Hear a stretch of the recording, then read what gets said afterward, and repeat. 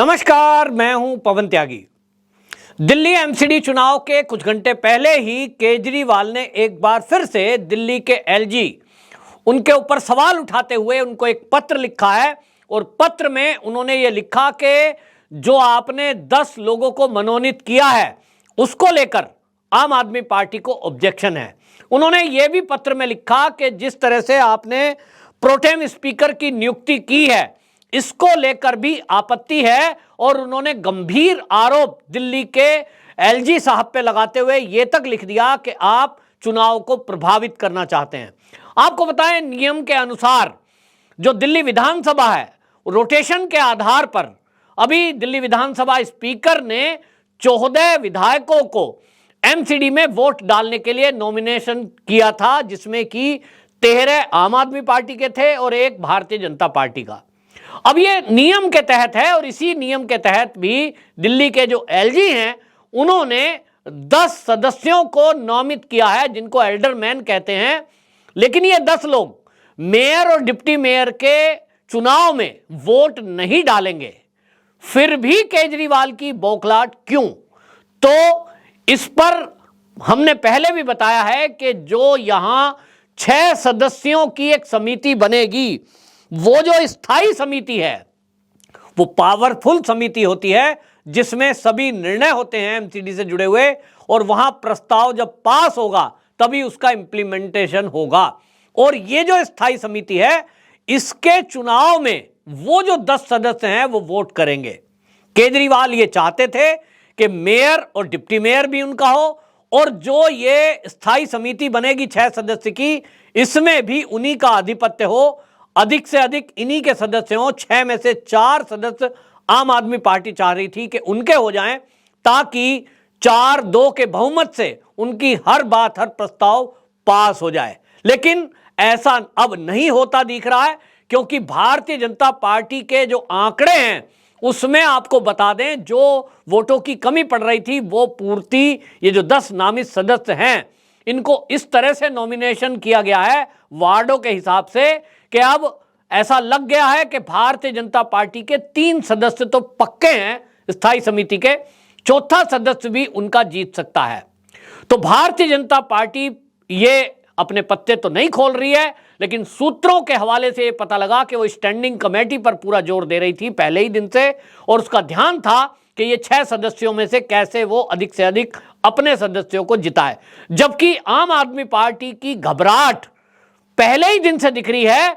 उसने deputy mayor और mayor के लिए 2-2 सदस्यों के नाम घोषित किए हैं, जिसमें एक को उन्होंने अपना स्टैंड बाई मोड पे रखा है। ये कहा कि ये जो है हमारे पास बैकअप रूप में रहेगा। तो आपको बता दें, भारतीय जनता पार्टी ने मेयर प्रत्याशी के तौर पर रेखा गुप्ता का नाम घोषित किया।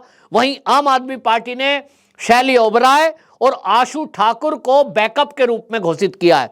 इसी तरह जो डिप्टी मेयर है उसके लिए मोहम्मद इकबाल, लेकिन जलज कुमार को इन्होंने बैकअप के रूप में डिप्टी मेयर पोस्ट के लिए घोषित किया है।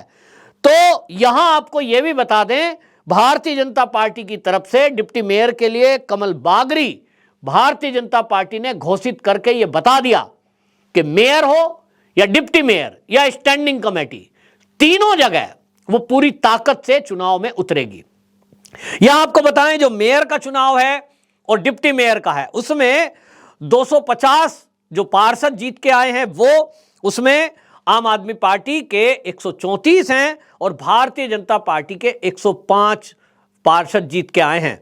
लेकिन इसमें आम आदमी पार्टी के वोट के तौर पर जो मेयर और डिप्टी मेयर को वोट करेंगे उसमें 3 राज्यसभा के सदस्य भी हैं जो वोट करेंगे और 13 वो एमएलए हैं जिनको विधानसभा अध्यक्ष ने नामित किया है, वो भी इसमें वोट करेंगे। और इस तरह से आम आदमी पार्टी के पास 150 का आंकड़ा है जो मेयर और डिप्टी मेयर के चुनाव में वोट करेगा। दूसरी तरफ भारतीय जनता पार्टी है, उसके पास 105 निगम पार्षद हैं, 7 लोकसभा सांसद हैं और 1 एमएलए है जो विधानसभा से नामित होकर के आए हैं। इस तरह से यह संख्या 113 बैठती है।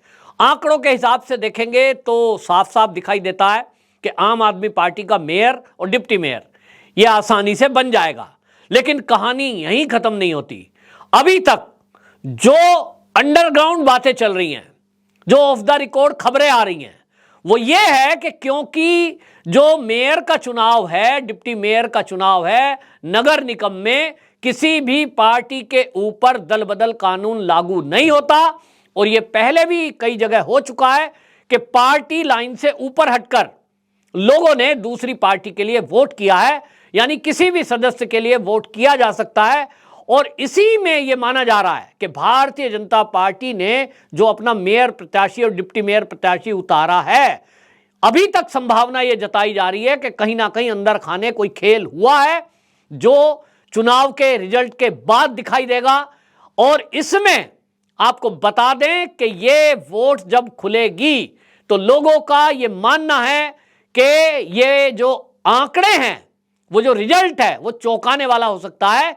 लोगों का अनुमान है, जो दिल्ली की राजनीति को कवर करते हैं और जो मैं भी देख रहा हूं, कि भारतीय जनता पार्टी ने यदि मेयर के लिए प्रत्याशी अपना उतारा है तो निश्चित जानिए कि वो हार के लिए नहीं उतारा है।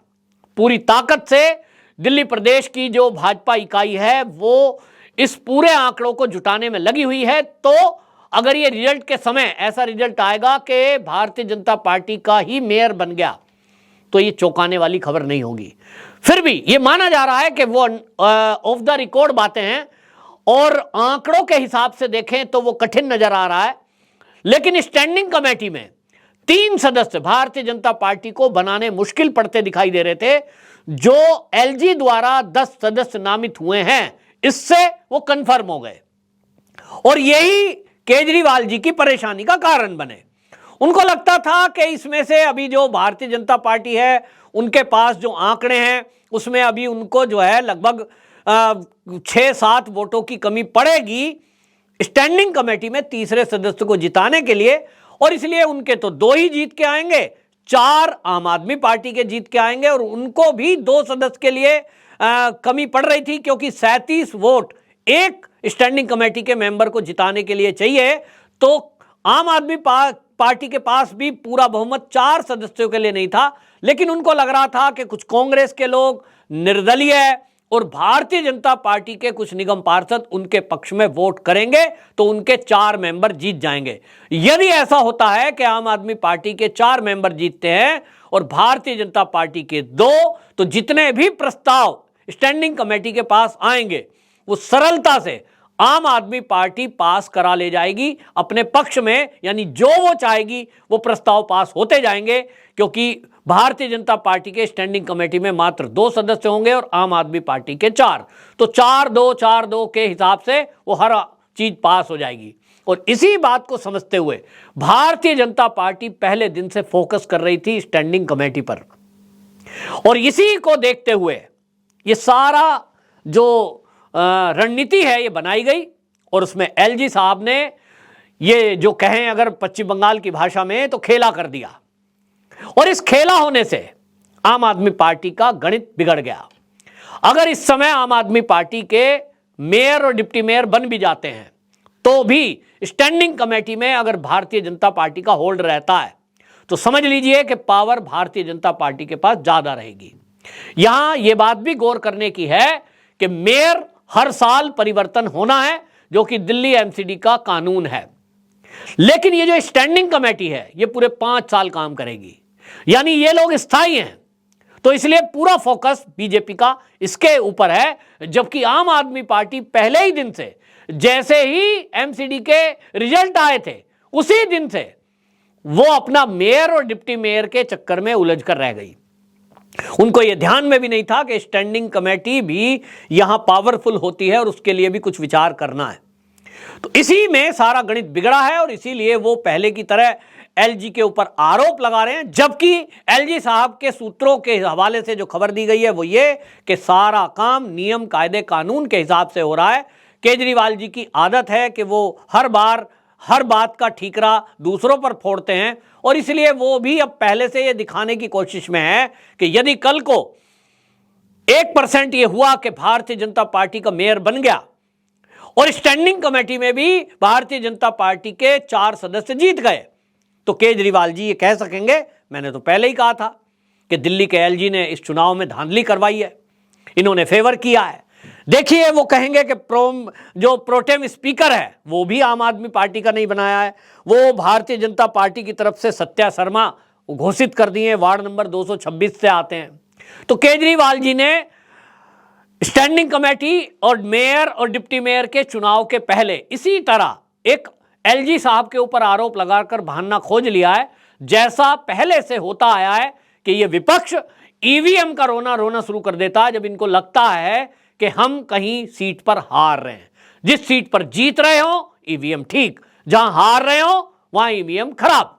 वही केजरीवाल जी का फंडा है कि जहां अच्छा है तो वहां कोई दिक्कत नहीं है, एलजी साहब कुछ भी करते रहें, वहां हम एलजी साहब के साथ हैं।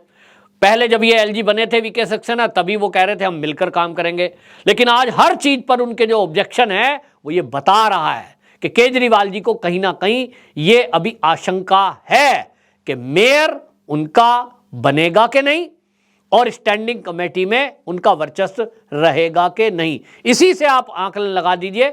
बहरहाल कुछ ही घंटों में रिजल्ट सामने होंगे, दूध का दूध पानी का पानी होगा, और ये जो एलजी और सीएम की दिल्ली की लड़ाई है, इसके जो नतीजे हैं वो लोगों को एक सुखद रूप से मेयर, डिप्टी मेयर और ये सब मिलने के बाद ऐसा दिल्ली की जनता समझती है कि दिल्ली की साफ सफाई पर ध्यान दिया जाएगा, इन झगड़ों के अलावा कूड़े का पहाड़ उस पर ध्यान दिया जाएगा, और जो भ्रष्टाचार है एमसीडी का वो अब नहीं होगा। जैसा केजरीवाल जी ने वादा किया है कि वो दिल्ली को चमका देंगे, वो उस पर काम करेंगे। देखना होगा अब दिल्ली में क्या दिल्ली की गलियां विदेश से कंपेयर करने लायक बनती हैं कि नहीं। वंदे मातरम।